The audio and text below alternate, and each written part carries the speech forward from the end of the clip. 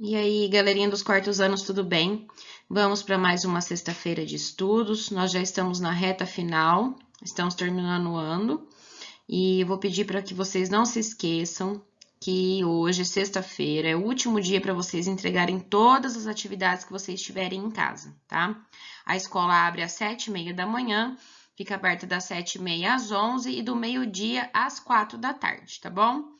A gente espera todos lá na escola com os materiais. Não se esqueçam de separar tudo que vocês têm em casa e levarem até a escola, tá bom? Vamos lá, então. Hoje nós daremos língua portuguesa e matemática. Português nós usaremos ler e escrever, página 179, atividade 2A. E para matemática, o EMAI, páginas 109 e 110, atividades 30.4 e 30.5. Vamos lá. Vamos começar por língua portuguesa. A página 179, nós faremos a atividade 2A. Etapa 2, textos de divulgação científica. Atividade 2A. Levantamento de conhecimentos prévios sobre doença transmitida por mosquito, a dengue. A professora fará leitura e comentários juntamente com você e seus colegas sobre o assunto do cartaz, que segue. Ou seja, aí nós temos um cartaz que, como o enunciado do exercício já disse, ele fala sobre a dengue. E além de tudo isso, ele tem algumas peculiaridades que nós vamos conversar durante a leitura, tá? Nós começamos aí do lado esquerdo, reparando que nós temos uma mira e o mosquito da dengue nessa mira, né? E tá escrito assim, todos contra a dengue, né?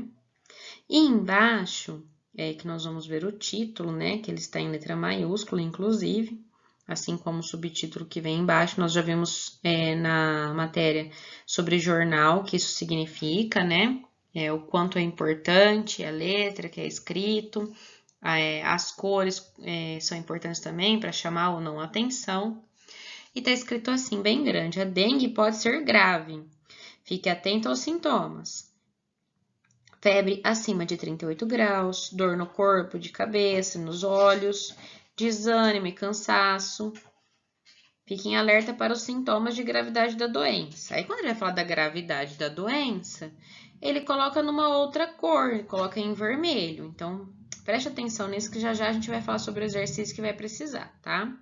Então, qual é a gravidade da doença? Vômitos persistentes, sonolência ou irritabilidade, falta de ar, dor abdominal intensa e contínua e sangramentos. Procure imediatamente o serviço de saúde e tome bastante líquido. Então, pessoal, antes da gente comentar o cartaz, vamos ler a questão que vocês precisam responder para vocês entenderem melhor o que precisa. Explore o cartaz da dengue, ou seja, leia várias vezes, observem, leiam de novo, observando atentamente e faça anotações em seu caderno sobre o que é imagem. Então, a primeira coisa, a gente precisa reparar nas imagens, depois as cores e depois o tipo de escrita que querem transmitir ao leitor. Se a gente já sabe que a dengue é uma doença grave, que ela tem vários sintomas e que o mosquito que transmite, a primeira coisa que a gente precisa analisar, que ele está pedindo para a gente ver, são as imagens. Então, a gente tem o mosquito da dengue numa mira, que isso quer dizer que ele está na mira, né? A gente tem que acabar com esse mosquito. A gente tem a imagem de uma pessoa, que aí está representando, na verdade, qualquer um de nós, né? Um ser humano aí em pé. E aí depois ele pede para a gente reparar nas cores e no tipo da escrita. O cartaz é todo feito em cores fortes, cores que chamam a atenção. As partes que são mais graves, vocês podem reparar que estão escritas em vermelho, que é a parte que eles querem mais chamar a atenção. E a outra parte, que não é tão grave assim, está num tom de laranja misturado com amarelo, né? Então, vocês vão analisar o cartaz, e vão ver o tipo da escrita, vocês vão reparar que o que eles querem chamar também bastante atenção, eles escrevem com letra maiúscula, além de escrever em vermelho. Então, isso é um indício de chamar a atenção, de chamar os olhos do leitor para a escrita, né? E além de tudo isso, a gente tem essa escrita em vermelho.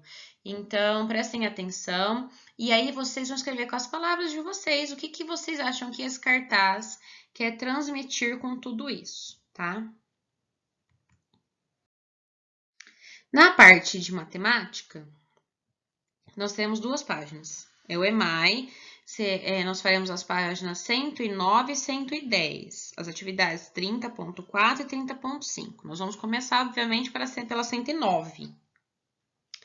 Nós já fizemos em exercícios anteriores, vocês já viram com as professoras nas outras aulas, a malha quadriculada.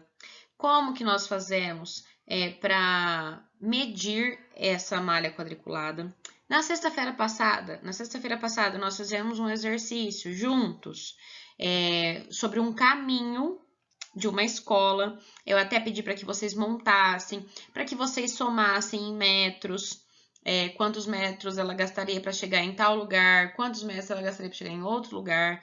Então, é só voltar na aula da semana passada para entender essa parte e assistir às aulas desta semana, porque as professoras vêm explicando e vêm falando sobre a malha quadriculada, sobre a simetria, sobre o perímetro, sobre metro. A gente vem há vários dias falando da mesma coisa, né?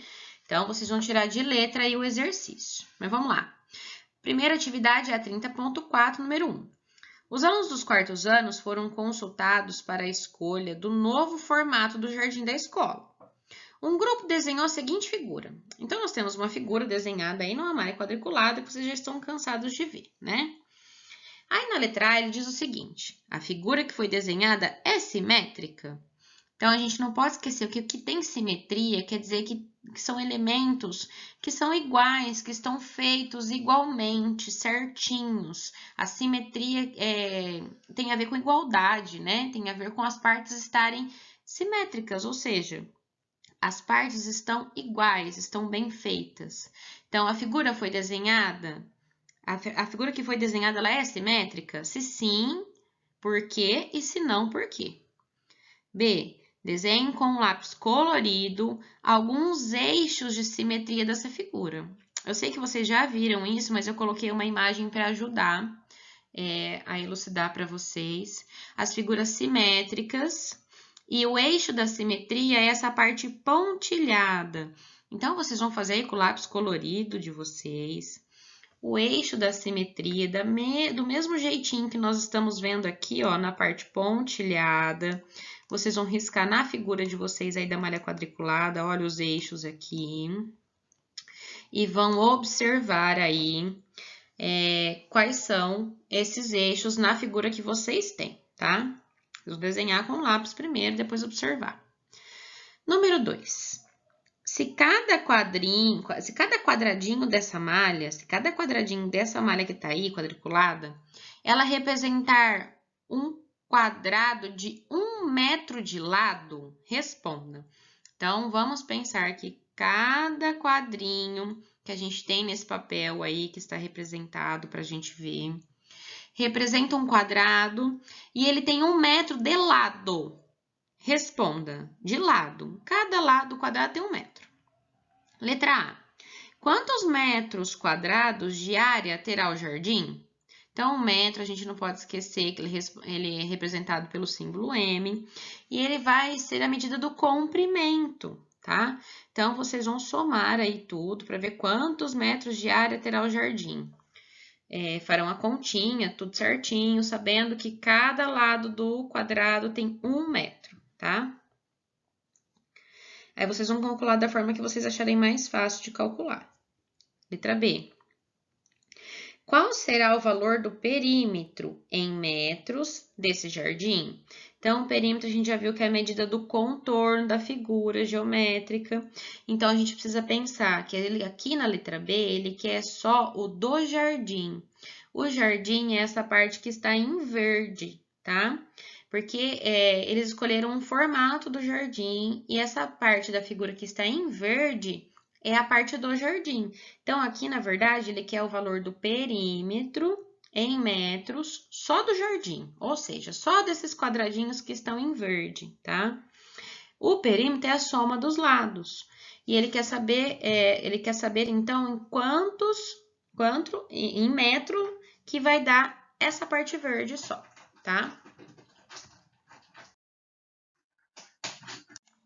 Próxima página, atividade 30.5. Outro grupo de alunos do quarto ano preferiu que o jardim fosse de outro formato. Então, eles quiseram fazer o jardim de outro jeito, tá? Aí eles representaram o jardim deles através dessa figura que está aí abaixo, verde. A professora Vera perguntou ao grupo como que a gente faz para calcular a área ocupada pelo jardim. Porque na figura anterior nós tínhamos um jardim simétrico, né? Ele tinha todos os ladinhos iguais. Já nesse jardim que foi apresentado agora, ele não é simétrico. Então, como que a gente faz para calcular a área desse jardim, já que a gente não tem a simetria, né? Marcos, lembrando do que já aprenderam em aulas anteriores, disse: vamos desenhar uma malha quadriculada sob a figura. Observe.